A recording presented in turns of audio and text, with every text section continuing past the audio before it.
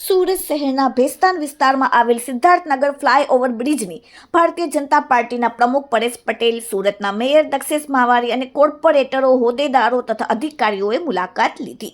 ભારતીય જનતા પાર્ટીના પ્રમુખ પરેશ પટેલ, સુરત શહેરના મેયર દક્ષેશ માવારી, તમામ કોર્પોરેટરો, બીજેપીના અને અન્ય હોદ્દેદારો તથા અધિકારીઓએ સંયુક્ત રીતે આ મુલાકાત લીધી હતી. યાદ રહે કે આ ફ્લાયઓવર બ્રિજનું ઉદ્ઘાટન કેન્દ્રીય જલશક્તિ મંત્રી CR પાટીલના વરદ હસ્તે થયું હતું. મુલાકાત દરમિયાન મેયરે કહ્યું કે આ બ્રિજ લગભગ 1800 ઔદ્યોગિક એકમો અને 40,000થી વધુ કામદારો માટે ઉપયોગી થઈ રહ્યું છે. તેમણે કહ્યું કે ચોકડી પર થતું ટ્રાફિક આ બ્રિજના કારણે નોંધપાત્ર રીતે ઓછું થયું છે, જેથી લોકોના વાહનોમાં ઈંધણની બચત પણ થઈ રહી છે. આ ફ્લાયઓવર બ્રિજ સુરત નવસારી રોડને ક્રોસ કરીને બનાવવામાં આવ્યો છે, જેનાથી આ વિસ્તારની વાહન વ્યવહારની સાંકળમાં નોંધપાત્ર સુધારો થયો છે. ઉપરાંત વધુ સારી કનેક્ટિવિટી માટે બીજા બ્રિજનું પણ નિર્માણ પ્રગતિમાં છે. મુલાકાત દરમિયાન જાણવા મળ્યું કે આવતા 6 થી 7-8 મહિના કે 1 વર્ષના સમયગાળામાં રેલવે ઓવરબ્રિજ પ્રોજેક્ટ પર શરૂ કરવામાં આવશે. ટોલનાકા વગરના માર્ગને લોકો માટે ખૂબ જ ઉપયોગી બતાવવામાં આવ્યો છે. Bureau report, daily India TV, Surat.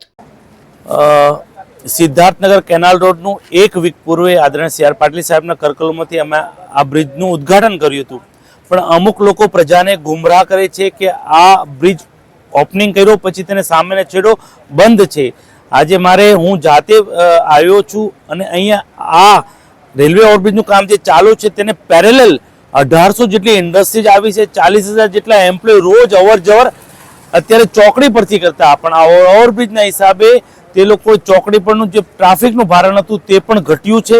સાથે સાથે ઈંધણની બચત થઈ છે અને 1800 જેટલી અહીંયા ઇન્ડસ્ટ્રી જે કનેક્ટિંગ થાય છે તે લોકોનો સીધો આ બ્રિજનો ફાયદો થયો છે. જે પ્રજાને ગુમરાહ કરે છે તેને મારો આ જવાબ છે.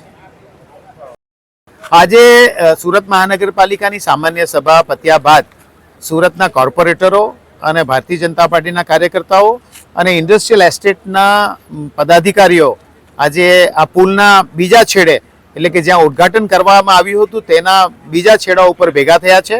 માનનીય કેન્દ્રીય મંત્રી CR પાટીલ સાહેબે આ બ્રિજનું ઉદ્ઘાટન કર્યું હતું અને આ બ્રિજના ઉદ્ઘાટન કર્યા બાદ આ બ્રિજનો જે ઉપયોગ થઈ રહ્યો છે એ ઉપયોગ બતાવવા માટે અમે બધા એક સાથે આ બાજુ આવી રહ્યા છે.